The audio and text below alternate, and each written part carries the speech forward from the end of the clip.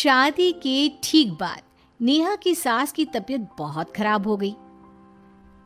बताइए क्या हुआ है आपको? बेटे की शादी थी तो थकान हो गई। मौसम बदल रहा है तो जुकाम और बुखार हो गया। ऊपर से बहू के घर का खाना पता नहीं कैसा था कि पेट भी खराब हो गया। खाना तो बहुत बढ़िया था डॉक्टर साहब, सारे रिश्तेदार तारीफ कर रहे थे। रोहित की माँ इतनी कमजोर है कि जरा से में बीमार पड़ जाती है। डॉक्टर साहब आप सारी जांच करके देखिए, मुझे ऐसी क्या बीमारी है कि मेरी तबीयत ठीक ही नहीं रहती। फिलहाल तो ज्यादा कुछ नहीं है, पहले आपके जुकाम बुखार और पेट का इलाज कर लेते हैं, फिर बाकी के टेस्ट करवा लेंगे। अभी आप ये दवाइयाँ ले आइए। पिताजी मैं डॉक्टर साहब को छोड़कर और दवाइयाँ लेकर आता हूँ। माँ जी तो बीमार थी, इसलिए नेहा ने किचन संभाल लिया। माँ जी अब आपकी तबीयत कैसी है? पहले से ठीक है। आप बैठिए, मैं खाना लगाती हूँ। तेरे बाबूजी और रोहित ने खाना खा लिया? रोहित तो टिफिन लेकर ऑफिस गए हैं माँ, और बाबूजी ने खाना खा लिया है। आप शुरू कीजिए। यह क्या, खाने में इतना तेल इतने मसाले? अरे अभी अभी तो तबीयत ठीक हुई है मेरी, तुम क्या मुझे वापस बीमार करना चाहती हो? नहीं माँ जी, ऐसा नहीं है। क्या हुआ? देखो ये बहू ने कैसा खाना बनाया है।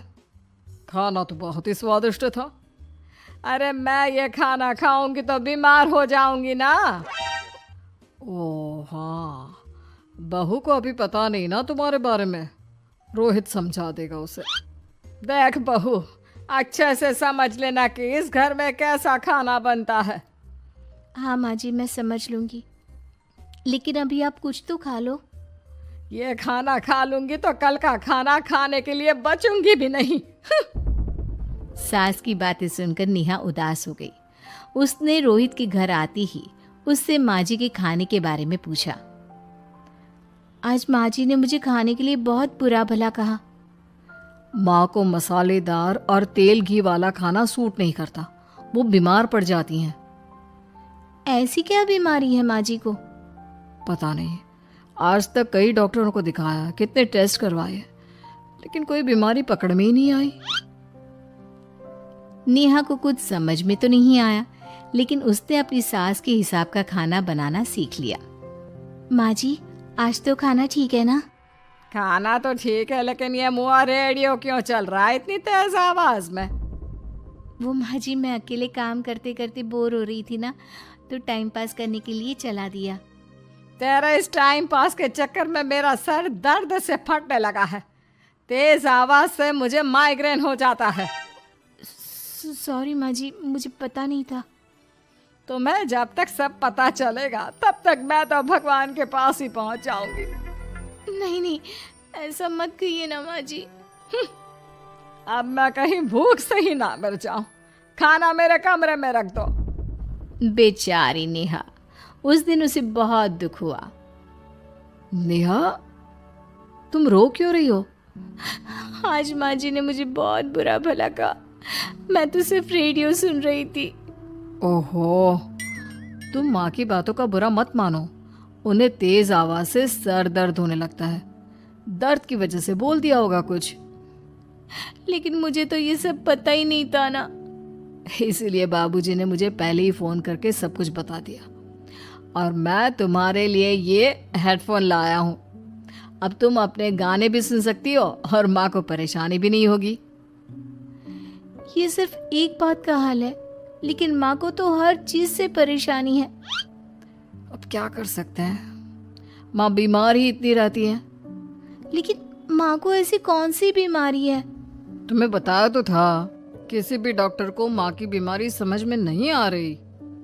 अब तुम भी ये सब सोचना छोड़ दो, ये हेडफोन लो और अपने पसंद के गाने सुनो। रोहित के गिफ्ट से नेहा की एक परेशानी तो दूर हो गई, लेकिन उसके मन में कई सवाल खड़े हो गए। आज मैं देर से उठाऊं या तुम जल्दी उठ गई? वो माँ जी को कल रात भर सर दर्द हुआ ना, तो जल्दी उठकर उनकी जगह मैंने पूजा कर दी। अरे वाह, आक्ष आक्ष। हे भगवान, ये किसकी करामत है? ये तो माँ जी की आवाज है। चलो चल के देखते हैं। क्या हुआ माँ? आक्ष! यह घर में गुलाब कौन लाया? मुझे नहीं पता, मैं तो अभी उठाऊं। माँ जी, आप कल रात भर सो नहीं पाई तो मैंने जल्दी उठकर पूजा पाठ किया। घर में फूल नहीं थे ना, तो मैं बाजार से गुलाब के फूल ले आई। नेहा, माँ को गुलाब के फूल की एलर्जी है। अब मुझे ये कैसे पता होगा? अच्छा, तुझे कुछ पता नहीं तो तू वही काम क्यों करती है जिससे मेरी तबीयत खराब हो जाए? रोहित के बाबूजी, ये बहू मेरी जान लेना चाहती है। माँ जी, मुझे ऐसा करके क्या मिलेगा? वो तो तुझे ही पता, लेकिन कुछ तो है। रोहित की माँ, बस करो। बेचारी बहू को कुछ पता ही नहीं है, बस इसलिए उससे गलती हो जाती है। जाओ तुम कमरे में। बहू, तुम रोहित की माँ का बुरा मत मानो। वो अपनी बीमारियों से इतनी परेशान है कि उल्टा सीधा बोल देती है। नहीं बाबूजी, मुझे बुरा नहीं लग रहा, मुझे चिंता हो रही है माँ जी की बीमारी की।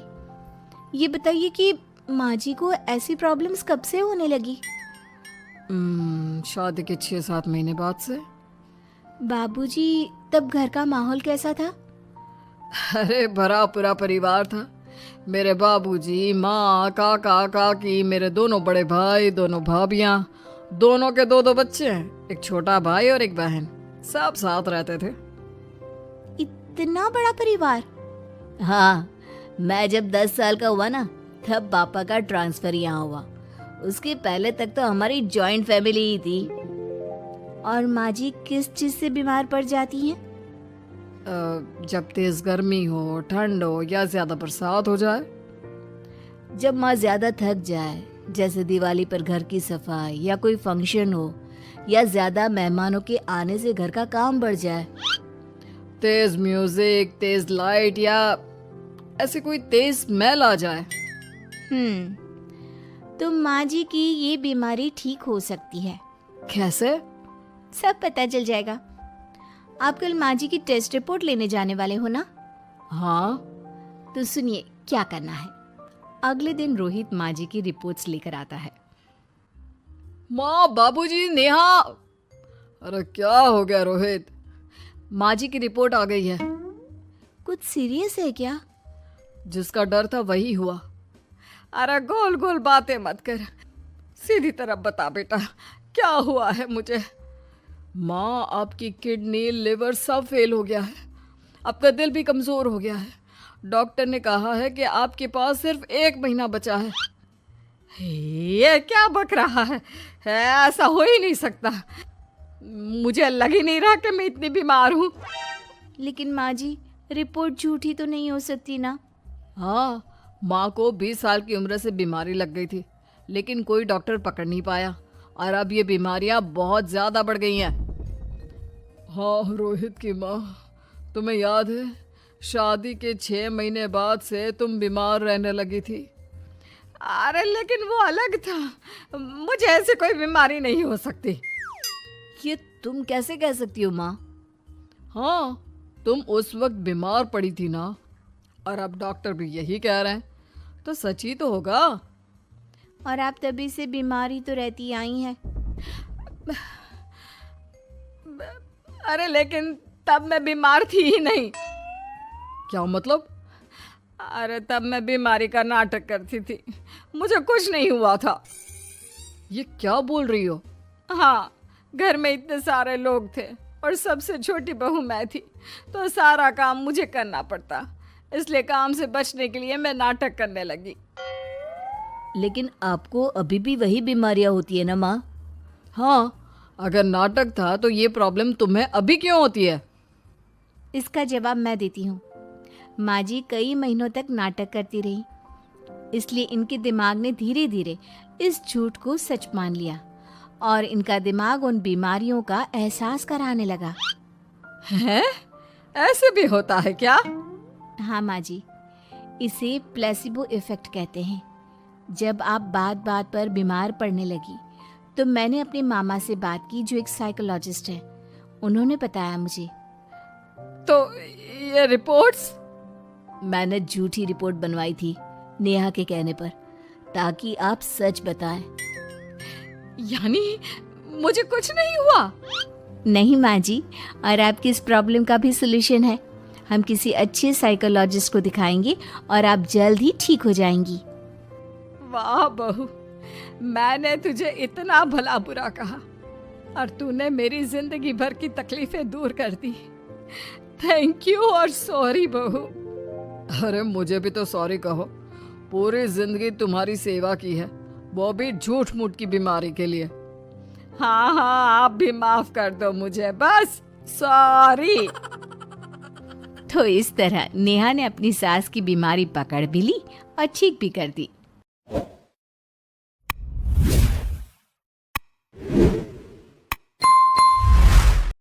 ऐसे ही दिल को छू जाने वाले रियल मोमेंट्स के लिए हमारे चैनल @कार्टून मॉडल स्टोरी को सब्सक्राइब करें, बेल आइकन दबाना न भूलें ताकि अगली कहानी आपसे छूट